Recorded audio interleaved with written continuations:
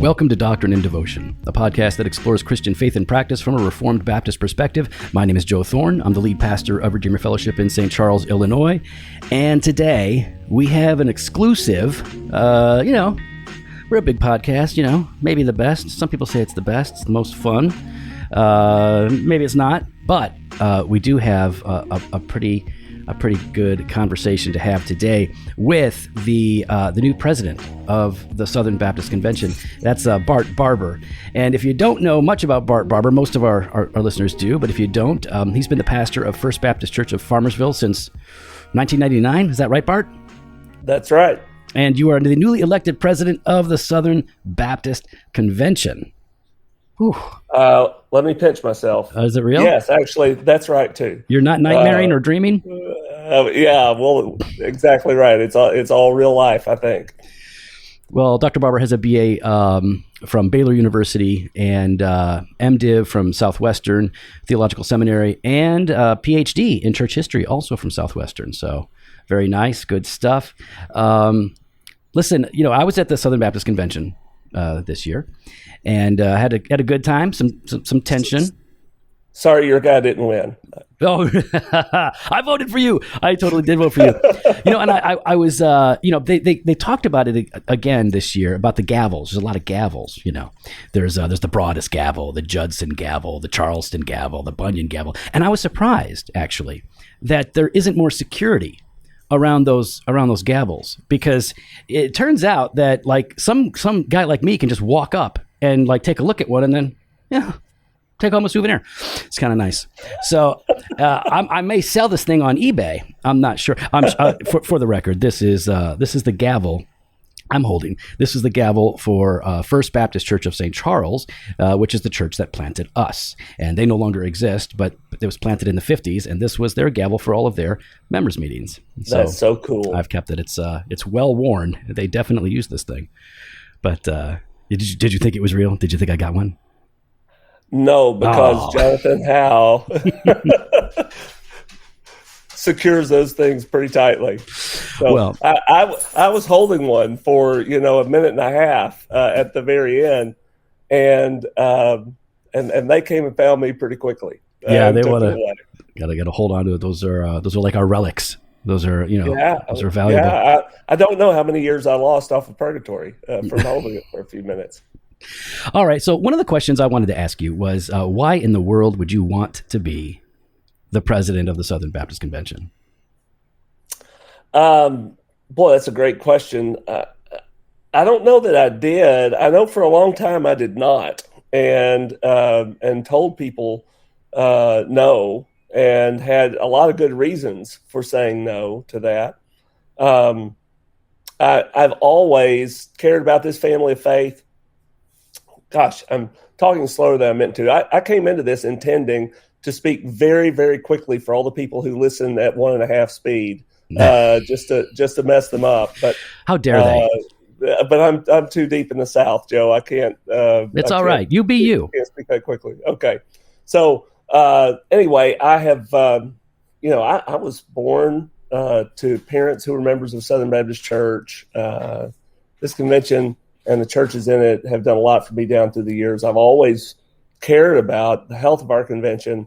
It was just my belief for quite some time that our convention had become dysfunctional in some ways.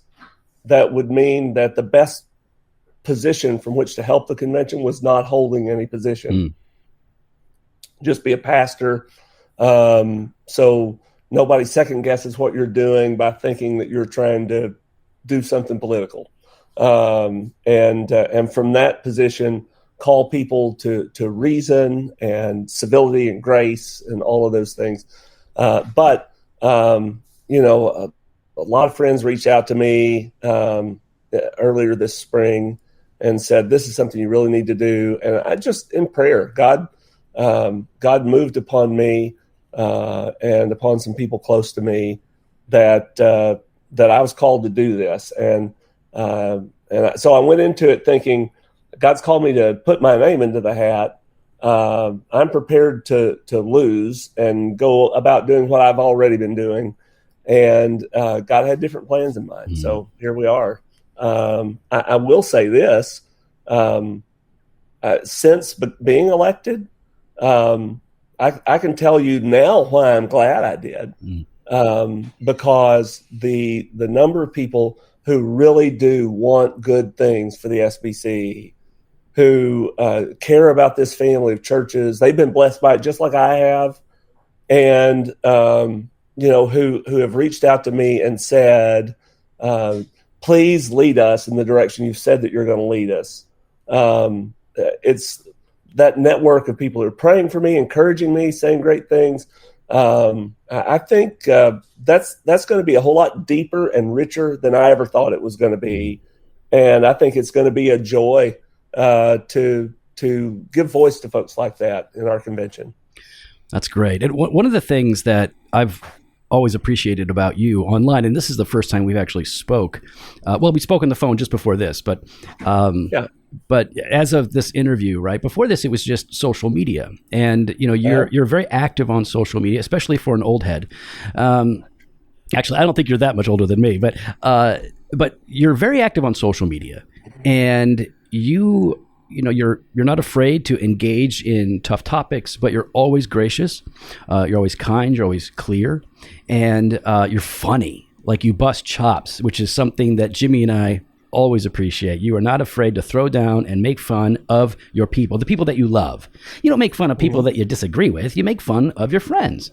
I make fun of people I disagree with. I make fun of Matt Hensley all the time. Oh yeah, well, it's kind of hard to agree with him. Yeah.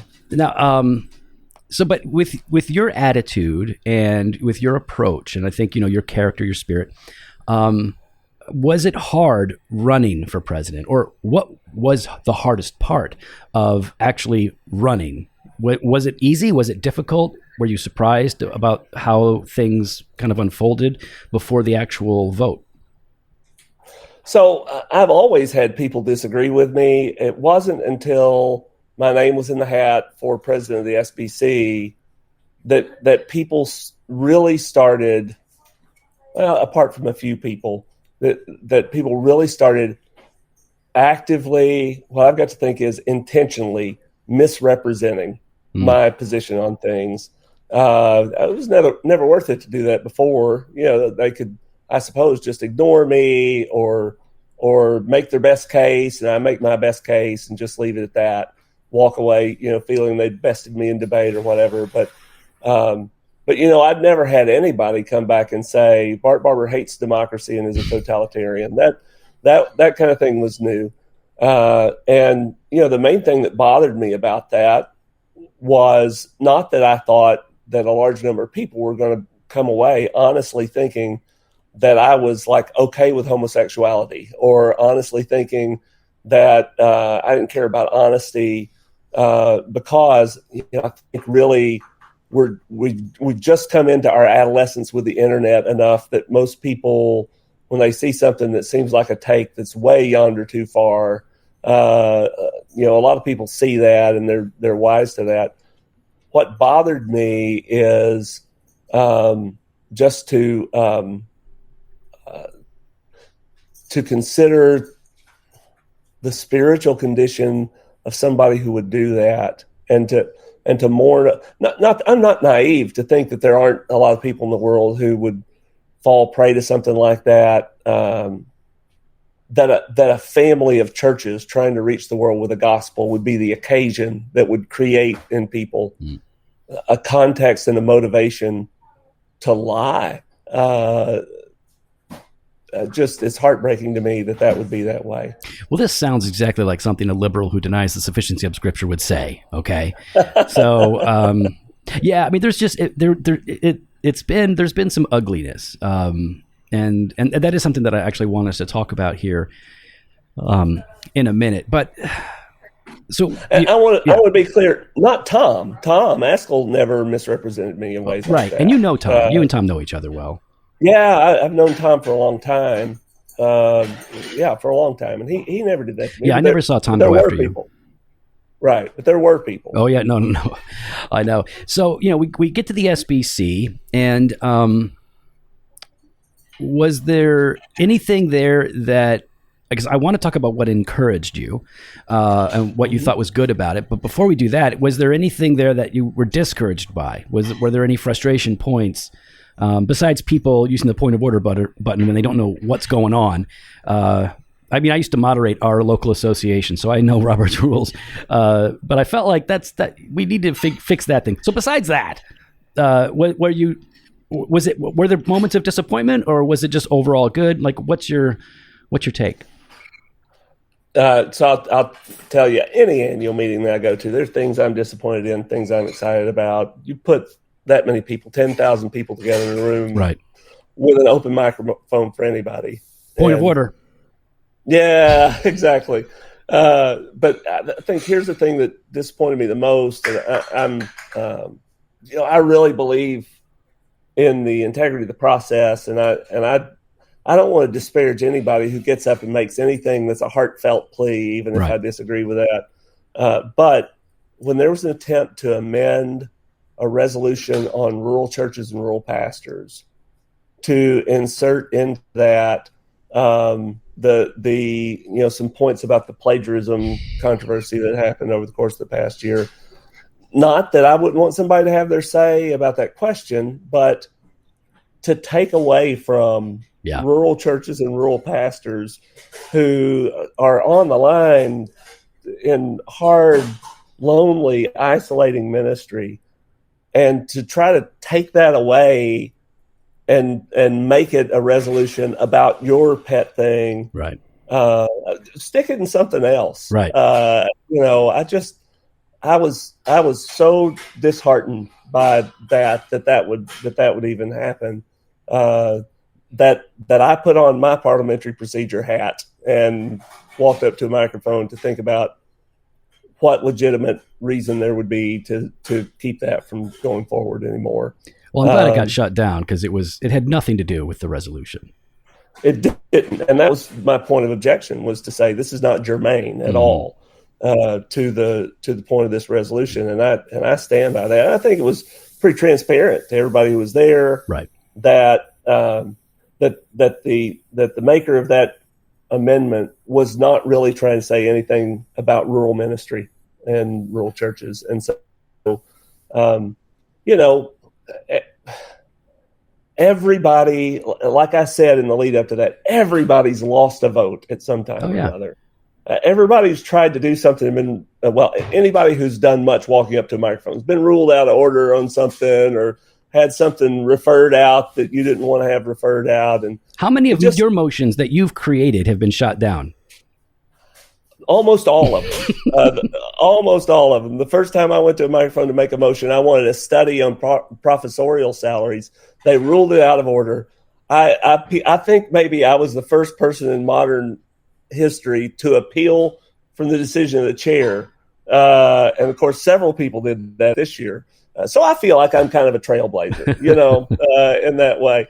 But and resolutions, I've had one ever resolution go through. I've written resolutions on sexual abuse in ministry. I've written resolutions on ecclesiological, theological ideas in the past.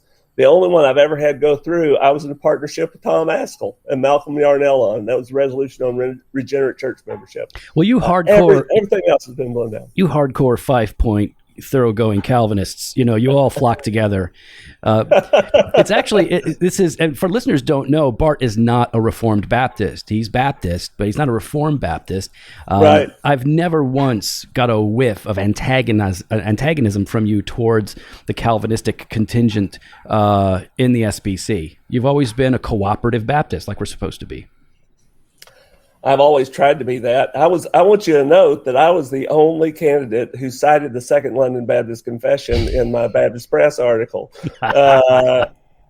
So I cited the 1689, and I'm a Baptist Faith and Message guy on local church autonomy. But honestly, Joe, my beginnings in blogging in the SBC in 2006, 2007 were very contentious. Oh, really? And I go back and read some of that stuff, and I was anything anybody does to me, I deserve it. I've done it to somebody else at some point along the way. And I was just really passionate about my ideas and passionately against some of other people's ideas who were there. I had a cage stage. It just wasn't as a Calvinist. It was it was as a kind of just 2 ticks shy of a landmarker ecclesiological Baptist. Right. And so what moved me off of that mark is that people that I was allied with at that time over some of these Baptist distinctive kind of questions, once that sort of settled down, started turning against Calvinists who had been on our side because they were Calvinists. And a lot of the critiques of Calvinism, there are reasons I'm not a Calvinist. Here's what they're not. It's not because I think that Calvinism kills evangelism and missions. Right. I've tried to say to people that the first and the most faithful people to be missionaries and to be evangelists in Baptist history have been Calvinists. Yeah. And you just can't square it with the historical record to make those critiques.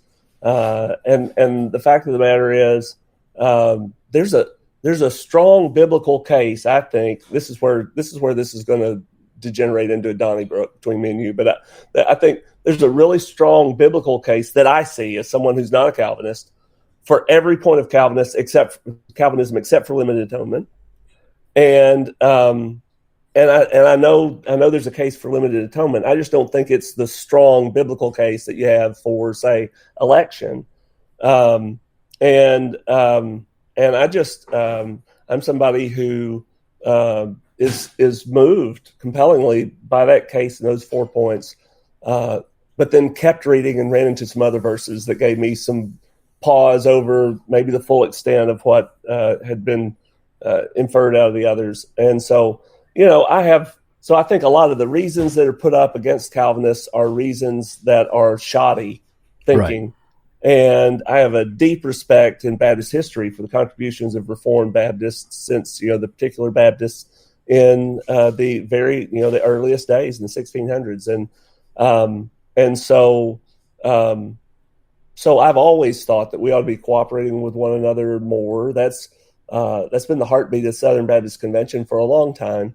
And that was what de-radicalized me, was watching people go against Calvinists, actually. And and we'll talk about this as well, the big tent. I like the big tent. I'm a Reformed Baptist. I'm the dumb guy that got 1689 tattooed on his hand. I like that stuff. But I love being in a big tent. I like learning from people that are outside of, my very particular confessional identity to the broader Baptist confessional identity. I like learning and cooperating together. And we can get so much done. I mean, it's incredible what we can get done. And I'm very open on social media. Our churches, we're very transparent about everything. So if you don't like, people have reasons they might not vibe with us, right? That we're Reformed or whatever. But we've got nothing but love from the North American Mission Board.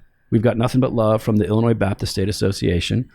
We've always felt very supported and encouraged for who we are and how we operate without any side eye, except from the local association. They were on tilt, but everybody else, and we just jumped bait. We just got out of there. But everybody else has been great. So what about when we're looking at this convention? And I think we all know what some of the big ones were, but what was really encouraging for you at the SBC this year? Well, I was besides we voted the right guy in. Besides that, yeah, I was delighted at the way the presidential election turned out. We'll put my wife on here and we'll let her tell you what she thought about the outcome of that. But I think what we did with the sex abuse reform steps was very encouraging. Not just what the outcome of the votes turned out to be, but the margins by which they won. So I think it was very important. I was pleased. I was deeply involved in the resolutions process. I was the chair of the resolutions committee. And I thought we put together some really good resolutions. I was thankful for the content that came out of those. There were a few amendments made. They all helped the resolutions, I thought. Yeah, there were some good ones. The amendments that were made. And so I felt really good about that. The pastors' conference, I think Matt did a fabulous job putting together the pastors' conference. And I missed way too much of that, but I'm going back and watching it on Acts 2 now. And I'm encouraged by that resolutions committee job is the kind of job where they lock you in a windowless room and say, we'll let you out if you give us enough words. And so I missed way too much of the pastors' conference. But what I saw in person was very encouraging, and I thought all that was great. Also, I'm glad that we left Anaheim with just as many entities as we arrived in Anaheim with, that we didn't, abolish anything. So there were a lot of things there that were encouraging along the way. I believe, I'm kind of a mystic about this, Joe. I believe that where God's people gather and seek God's will for decision making, that the Holy Spirit shows up and moves through those folks. And I just believe that was evident in the time that we spent in Anaheim. I was encouraged in so many ways. I love the messengers. I mean, there's always groups that I'm like, I get tired of. Like there's, people get tired of me. People can only take so much of Jimmy and I, and some people can't take any of Jimmy and I. So I get it. But like when I meet messengers, Tony Dopke and I were there, and he was at our church. Now he's pastoring the church just north of us, revitalization kind of a work. We were sitting down, and these two true old timers sat down, and they started chatting with us. And anytime this happens, doesn't matter, men, women, old, young, I start talking. I don't know where they're at in terms of, Calvinism, Reformed theology. It never matters. We have great fellowship. We have great conversations. They love the Lord. They love the church. They love the Bible. And I asked these guys, we were like, how many of these been coming to? And they didn't answer. And I said, long time. And he said, we were here. And he started naming like 70s. I think it was 60s, 70s. Wow. They had been at it, man. And they seemed so friendly and excited and eager. I love the messengers. I'm always encouraged when you go, because you think like it's a members meeting or a business meeting. It's, and people are, you see the drama on Twitter and you think like, oh, this could just be a horrible thing. And I actually went in pretty, discouraged. I wasn't looking forward to it. But once I started milling around and talking to people, and there were some moments, there were a few microphone moments and a few things that really put me off. But again, that's family. It's like we're gonna have some arguments and some fights, and so I get that. But the SBC is pretty big. Do you think that there are, because like Tom brings up a lot of points that I agree with, right? Like when it comes to regenerate church membership, as an example, he's been harping on that, and I mean that in a positive way, harping on that for decades. That's great. Like there are things that need to be fixed. I like the ERLC. I think we need to do some work on it. I think they were way too quiet on some issues, and I'd like them to speak up more. And I think they could be a better resource for us. But I like the ERLC. But what do you think is broken or does really need a reformation of sorts in the convention at this point? So that's a great question, and I'll mention a couple of things, but I'm going to bookend it. I'm going to say this twice, once at the beginning and once at the end. The things that are working are bigger than the things that are broken. That's good. That's good. And but I do think that there is a need to work a little harder on our system of trustee governance in terms of training and equipping for trustees. I've been a trustee, and I'll give you a couple of areas that I think would be good for us to give some help for our trustees on. First of all, just some basic training about good board governance, about what their role is, about helping them to understand how they relate to the head of the entity. Hey, Bart, just for a quick minute, could you explain? Some of our listeners are so out of any kind of denominational framework. Could you explain what you mean? We elect trustees. What are trustees? Sure. So the way the Southern Baptist Convention works, our churches are autonomous, and so are all of the different corporations that are associated with the Southern Baptist Convention, like the International Mission Board that sends missionaries overseas, and the North American Mission Board that you talked about earlier, that plants and strengthens churches in underserved areas in North America, in the United States and Canada, basically. Or the ERLC that we've mentioned, who does advocacy work for religious liberty and for ethics. And we have 6 seminaries, and we have Guidestone that provides retirement and insurance kind of services, and then Lifeway that produces curriculums, publishing house, academic books, that sort of thing, and online services. Lifeway does a lot of stuff. So each of these is a separate corporation, and they each one of them is the corporate relationship is highly technical.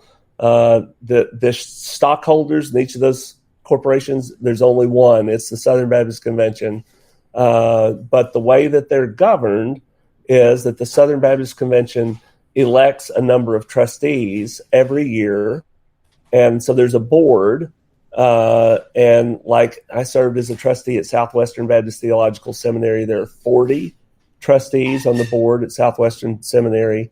And that's the group that actually governs the entity. Southwestern's seminary board meets twice a year, once in the fall, once in the spring, and sets policy and hires the president and the vice presidents, and then they implement the policy that the board sets. So you're voted on by the convention, sent into these meetings, and so the trustees are making sure that these institutions that they are assigned to are operating in a healthy way, or at least they're supposed to make sure that they're operating in a healthy way, above board and all of that. And you're saying that they're not getting enough training to be put into that position. So, but I want to make clear that this trustee system works pretty well. It just could be improved. Right. And just like talking from my perspective, when I was on the board at Southwestern, I was for most of those years the chair of a subcommittee of the board that was in charge of all the academic affairs of the seminary. And so if they changed the curriculum or degree plan, we would vote on that. If they hired a new professor, we would vote on that. We did a great job of, for example, vetting new professors who were coming in. I read everything they wrote before we voted on. Wow. I read their dissertation. I would scour the internet, find anything online they'd ever written. They would come in and sit for an interview with us, and I would ask them questions, that were pointed about things that I'd read that they had written before. You're pulling deep cuts on them. They had to be surprised. Completely, because I'm responsible to 50,000 churches for the way that they're doing their work. I took that very seriously. So I think that's a way that the trustee system works, is that trustees are doing that everywhere. But after I got out of serving, I wound up at an event that the Alliance Defending Freedom put on. And they had a few pastors at that. Most ADF events are mostly populated by lawyers. This is a group that goes to the Supreme Court and argues in favor of religious liberty. But, they'll bring a few pastors in to some of these events just to teach us some things. And they had an entire session on how a board ought to run, and like 10 questions every board member should ask at every board meeting. And not out loud every time, but that you should answer from the documentation they give you. And I was like, wow. Where was this when I was on a board? And so right now we do pretty good board orientation. The entity that you're governing provides you with the orientation. I think we ought to have, we still need that. The entity needs to provide orientation, but I think we ought to have some independent training for all of our trustees prior to and along the way.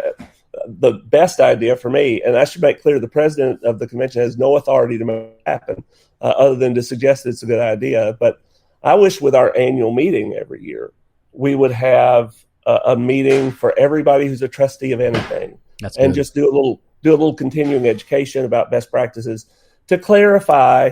Some people go into a trusteeship and they think, here's this entity head who is a celebrity, a hero in my mind, and I'm here to help carry his agenda forward.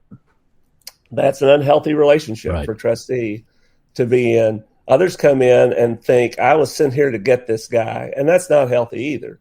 And so I think in some cases, helping trustees to have a healthy idea about their relationship with the administration or the head of the entity, could be a good investment. But I think maybe far and away the most important would be to provide some independent training to trustees about their relationship with member churches of the SBC and just rank and file Southern Baptists. That's a difficult needle to thread. But I've talked to some Southern Baptists who would say, and I believe them, I had concerns about something the RLC did or didn't do. I had concerns about something Southwestern did or didn't do. I called or I wrote, and I talked to a guy just last week. He said that for a year, I left. I would every couple of weeks send an email or a voicemail or something, and nobody ever talked to me. Wow. Nobody ever replied to that at all. And so, now I think we're going to leave the Southern Baptist Convention, and I'm hoping that church won't do that, because I replied to them in 24 hours. Yeah. Having found out about what was going on with them, and I'm really trying to stay connected with folks who are part of the SBC. And when I was on the board at Southwestern, I was told, if somebody tries to contact you, refer them to the president's office. I think so. I don't think that's what Southern Baptists have in mind generally, is their relationship with their trustees. The difficulty of it is somebody serves, they get 50 phone calls, everybody knows exactly what you ought to do, and they all disagree with each other. It's kind of like COVID and being a pastor. Everybody knew exactly what the right thing was to do about masks or about the vaccine or whatever. They were all completely convinced that they were right. They just all were saying different things. Yeah. And, it's a tough place when you're leading a church. It's a tough place when you're leading an institution. And so I can see why you might say, let's protect our trustees and keep them from having to have these difficult conversations with people. But it will not keep our family of churches healthy for people to feel like they're being ignored. And so, they're sort of like elders, right, of a church in a sense. And it's like, if we were getting emails and not responding to them, our people would be appropriately upset. I mean, if expressing concerns, or even if they're silly, even if we disagree, you still got to respond to them. So I totally agree that I hadn't thought about that end of it, because I've never appealed to the trustees before. But yeah, we would want them to be ready to communicate with member churches. Absolutely. But you see the other side of it too. These are volunteers. They're getting paid nothing to do this. And, sometimes they'll get questions or complaints about things that are a really deep dive into the operations of a big entity. And it's hard for them to know exactly how to answer, or even to know whether it's appropriate. There's if Southwestern Seminary has a labor dispute with somebody who shelves books at Roberts Library, it's an unhealthy climate if trustees are jumping in on every internal employment dispute. It's just, even if the trustees are right, the administration is wrong. An institution can't run that way, where every decision is micromanaged by people who are only on the campus twice a year. Right. And we don't have trustees to do that. It is a difficult issue. And I'm not saying that the right place is for a person who's a pastor trying to manage his church, and he got 20 phone calls this week from people wanting to know about his voluntary board service, to have to provide a complete answer to all of those people. But there ought to be something better than, I'm just going to ignore that. Right. That we can arrive at. And, then I think the as far as other things that are unhealthy, obviously we've got some things that were revealed in this sex abuse task force that have been sort of profoundly unhealthy in that. I think if I were going to nail down the number one thing that's there, not knowing how to be a good client for a lawyer. A lawyer's job is to answer the question, is this illegal, what you're thinking about doing? And then also, is this risky, what you're thinking about doing? Sure. And a good lawyer will give you the answer to both of those questions. Neither of those answers tells you what to do. Right. They're not dealing in morality. Right. And so we count on the people who are in positions of responsibility in our convention to seek that advice and listen to it, but not to abdicate decision-making to the answers to those questions, because in the end, the thing that is illegal and the most risky may be the right thing to do. Yeah. I'm with you. I mean, I was all for waiving attorney-client privilege, but I'm also a big believer in radical transparency. I want radical. People know what I make. They don't just know what staff makes at our church. They know what I make. They know what my insurance costs. I know you're the same way. How we are. That's like, yeah. That's because it's God's money, but it's their money. Right. We want them to know, and our church votes on the budget, and so we want them to know what's going on. They can change it. We're really congregational in that way. Yeah, so us too. I've told my church before, I want you to pay me the least amount of money that our congregation feels comfortable with as stewardship of what we're doing. I don't want you to pay me so much that a large number of people in our congregation are thinking, are we really doing with God's money what we ought to do? See, what I tell our people is, the more you pay me, the more God loves you. And that the more you pay me, the more he will bless you. It's the kind of thing that I do. It's why I make $500,000 a year. So resolution 2 about the prosperity gospel. Let's talk about that next. Yeah, I should have thought about that. Hey, I'm going to ask you a 2-part question, and you don't have to answer the first part if you don't want to. But the first part is, what did you think of Rick Warren's little speech that he gave? And connected to that, is the SBC, we talk about it being a big tent. I like it being a big tent. Is the SBC tent big enough to allow female pastors? Let me answer the second question first, and then I will give you an answer to the first question. I think that the Southern Baptist Convention has to come to a point of clarity that we are not a convention that has churches with female pastors in it. Yeah. I understand why the Credentials Committee was in a tough spot. Why were they in a tough spot? Because a lot of us don't understand. Maybe you could explain why they were in a tough spot. Their job is not to apply their own opinions about something. Their job is to take the Baptist Faith and Message and apply it to somebody's situation. Agreed. The Baptist Faith and Message does say that the office of pastor is limited to men as qualified by Scripture, but you have all of this well-documented evidence that when the convention adopted that sentence, the members of the committee had gone all over assuring people this is only talking about the senior pastor of the church. Oh. And so I was there for that. I was there for that, but I don't, for some reason that just didn't, that's not ringing a bell for me. Yeah. So why were they making that point? Why were they making that point that it's only for senior pastor?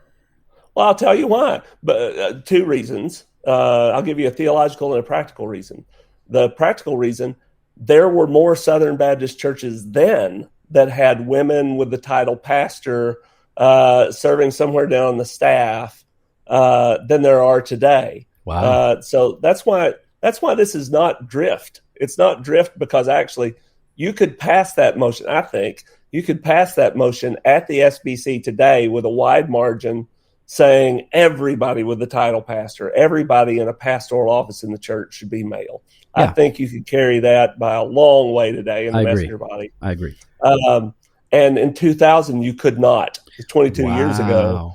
because there were a lot of people who had somebody down on their staff, but because hey, and don't let me lose sight of the theological reason. Right. I'm going to I got you.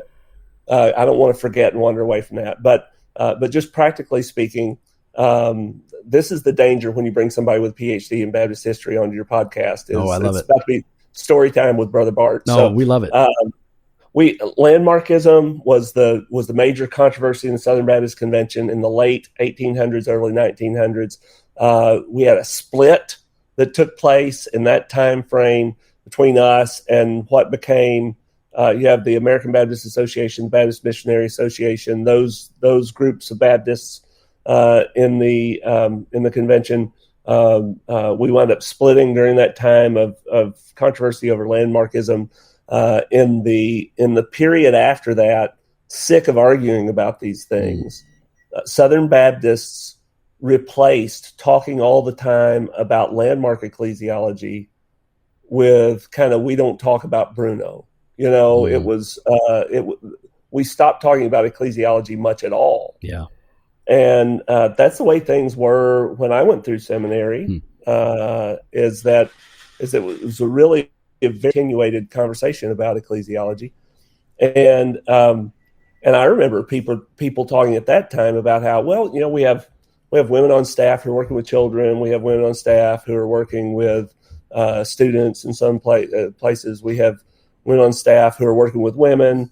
They're doing the same work as this man over here who's doing something else, but because he's ordained and called a pastor, his tax situation is different from this other person over here who gets a smaller salary and her taxes are worse because she doesn't have that. So, and a lot of these people had been through an educational process that had barely talked about the idea that they're biblical offices with biblical qualifications, and here's the difference between a pastor and somebody else who serves. And so they just started saying, as a matter of fairness, let's ordain that person and put them in a position to have the same benefits in their taxation, because Baptists have been generally unified on not enjoying paying taxes. We're good Americans in that way. And so you have people doing that sort of thing. But then along came movements like Nine Marks that started encouraging people, and they're not the only ones, but right. but like that, really encouraging people to think about biblical ecclesiology and about the office of pastor, elder, overseer, and so I think when you get to the year 2000, that's really just kind of starting, and so here's the theological reason. Okay. If you look at some of the folks who were on that committee, Paige Patterson is one of them, and there's a neat little book, 4 Views on actually it's not the 4. Is it the 4 Views on ecclesiology, or is it the Who Runs the Church? It may be Who Runs the Church. Anyway, Paige Patterson, Sam Waldron are both in there writing chapters in that, and Patterson's advocating for a point of view that he called primary elder congregationalism versus Waldron's plural elder congregationalism.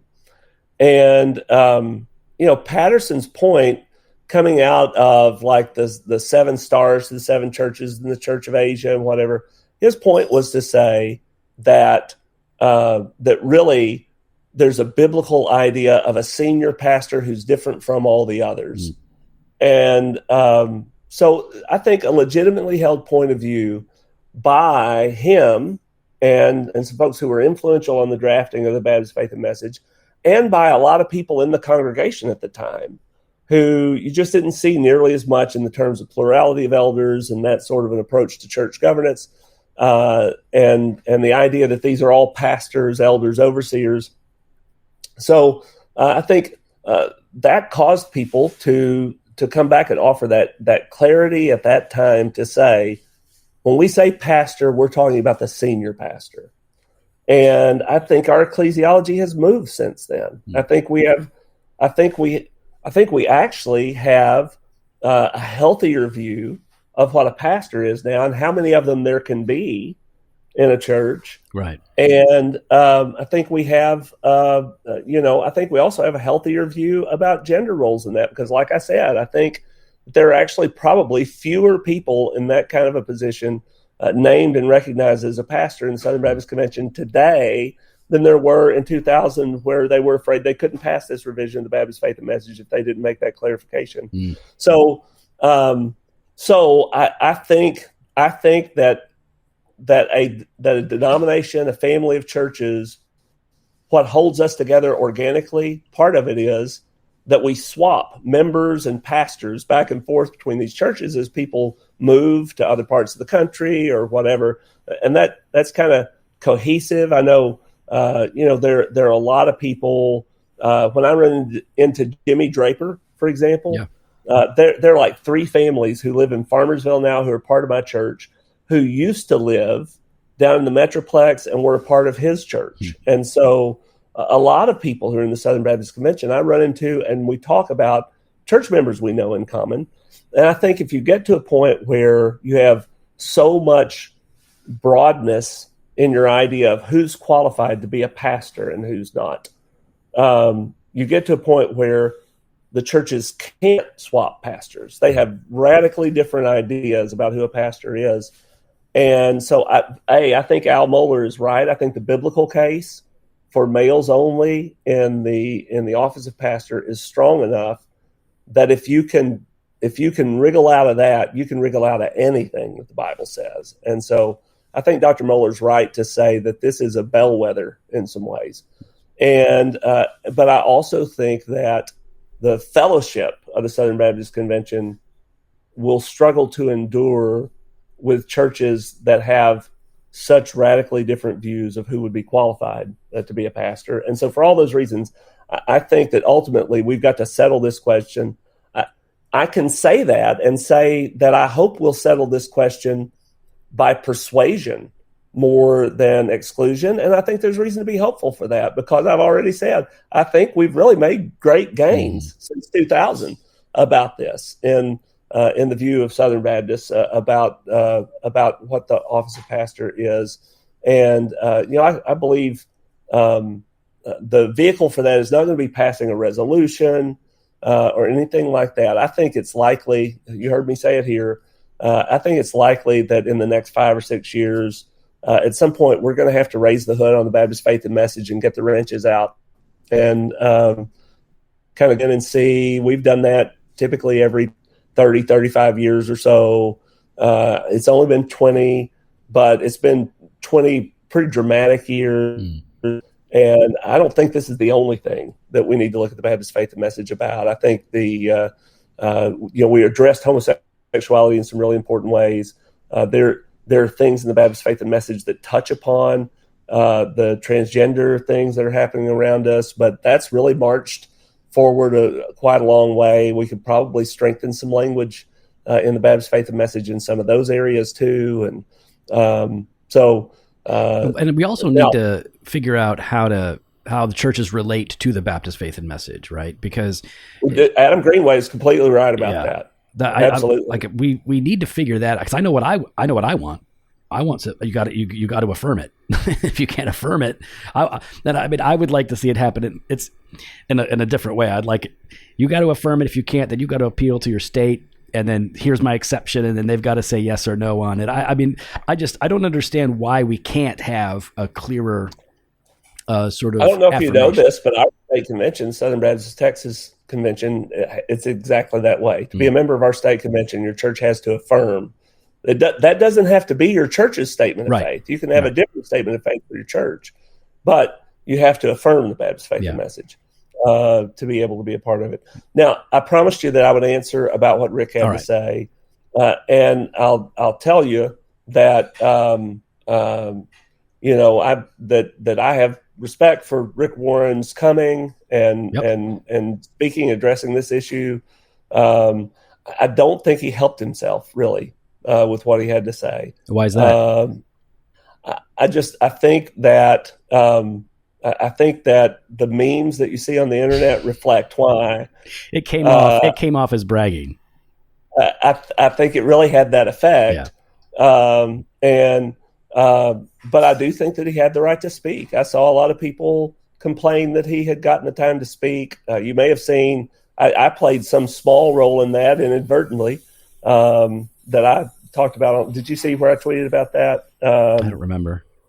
Okay. Well, I was sitting there getting ready to go up for the Resolutions Committee report the first time.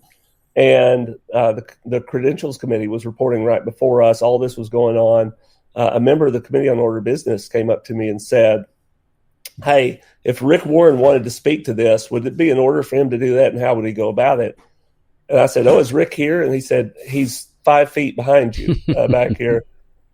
And I'd never met him. I wound up meeting him. He hugged me. So anyway, I said before the hug, I told the guy on the Committee on Order of Business, thinking about Article 13 of Robert's Rules of Order, if somebody's on trial, if you're discussing somebody's expulsion from the group, they have a point of personal privilege. They have the right to address the group over what the allegations are that are made against them. And so I said, I'm not the parliamentarian. I'm telling you, I think he does have a right to speak to the messengers. And I think what you should do is go talk to the parliamentarian about that and see if he has that right. And if so, find out where he needs to be when for him to be able to speak in that way. And so, I thought he had the right to speak. I took everything he said as genuine. I think, for him to say there's no other denomination of churches in which we could have flourished the way that we did other than the Southern Baptist Convention, I was moved by that. I thought that was a really kind and warm-hearted thing to say. But I think going to seminary when he did, and in the environment he's been in California, I do think that not just in this area, but in some other areas, Rick has taken more of an experimental approach to ecclesiology, trying to figure out how to structure his church. You can see that even in the point he makes, which he's right that a lot of people haven't bothered to ask this. And he says, "Hey, listen, we're governed by elders, and they're all men, and we're committed to that. We just see pastors and elders as different." Which really just changes which sentence in the Baptist Faith and Message he disagrees with. Right. Because the Baptist Faith and Message says that the officers of the church are deacons, and it says now pastors. It used to say elders or overseers. So it's it's the kind of thing that you can look and you can say, we love Saddleback, we love Rick Warren, we're thankful for the fact that we've been in partnership with you for a long time, trying to reach an area that's not an easy reach for Southern Baptists.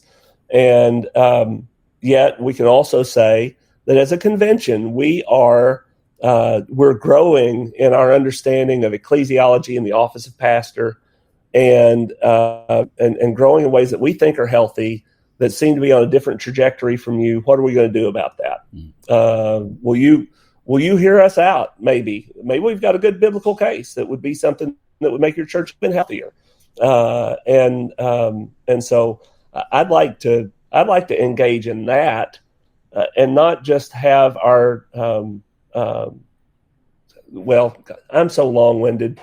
Ben Cole says I filibuster myself, but will you entertain one more hokey movie reference at this point to talk about this? I'm all about movies. Go for it.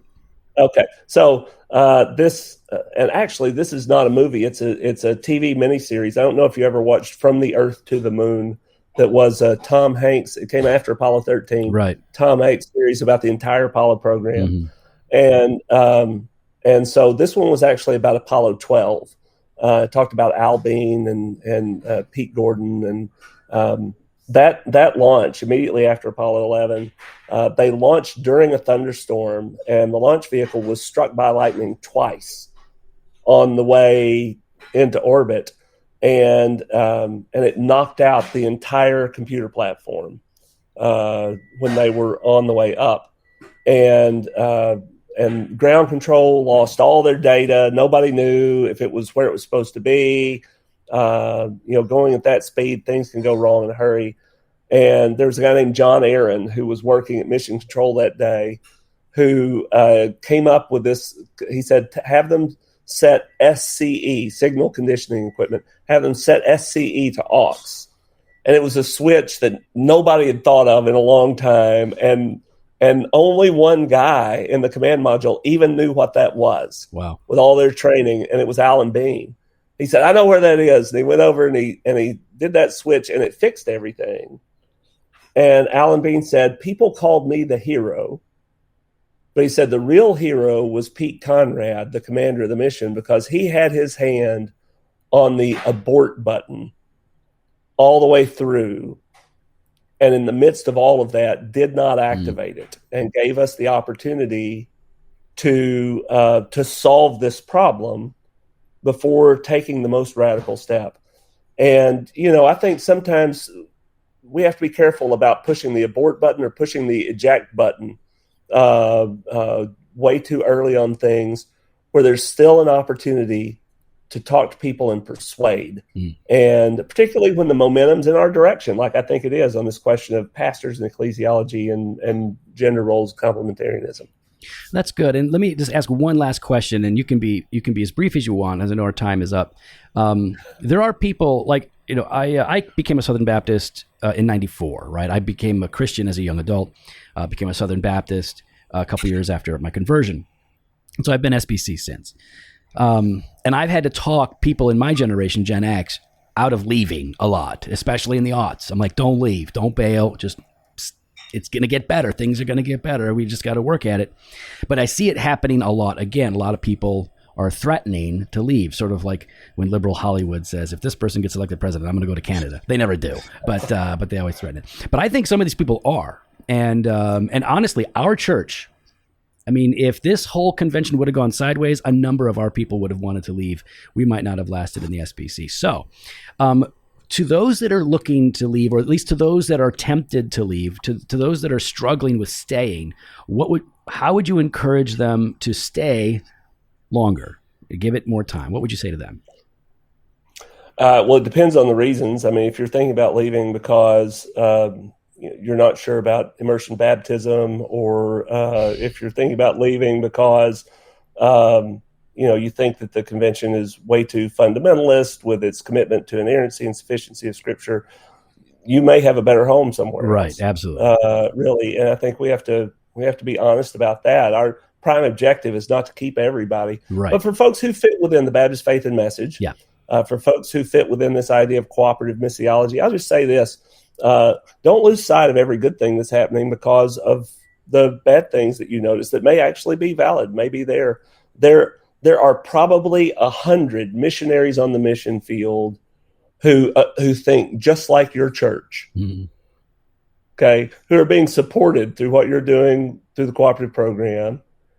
And I think you have to ask yourself this question: if we bailed out, would we be able to get into a network quickly where 100 missionaries that think exactly like our church could be supported by our church as efficiently as a part of a plan that's as carefully constructed to allocate them across the world to share the gospel in places of greatest need?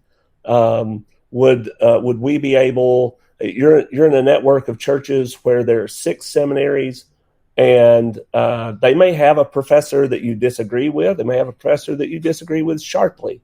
They may, to talk about one issue that we talked about earlier.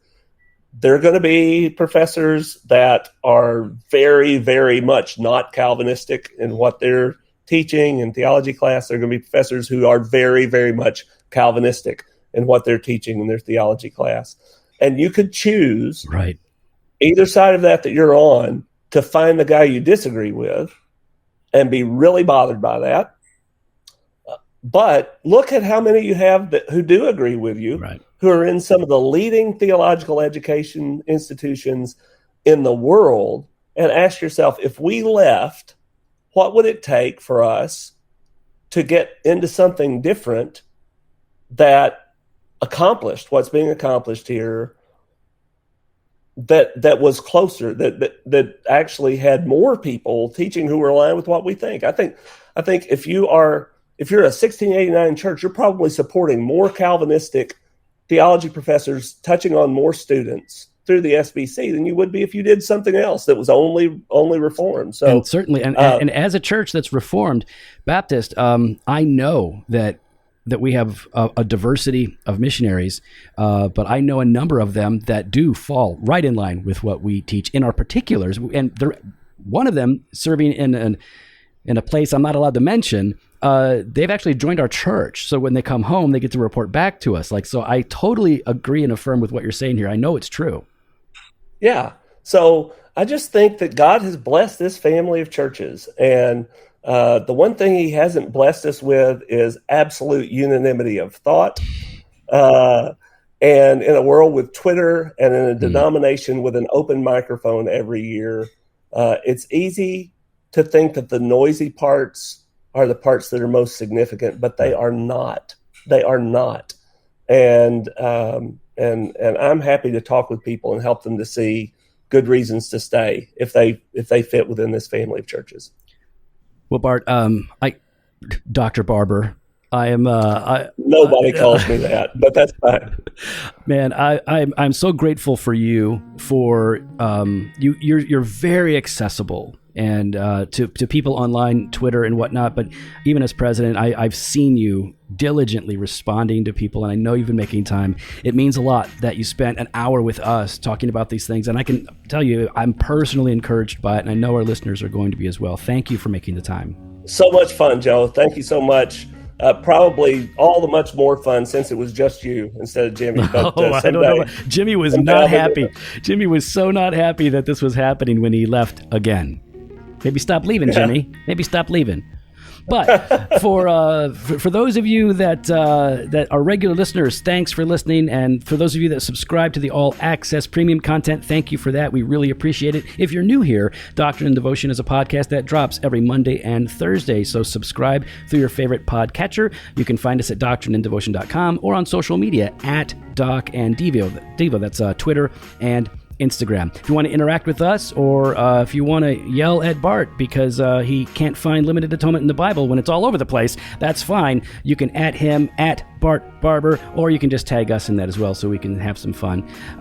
Thanks for listening, guys, and we hope you'll be back for more.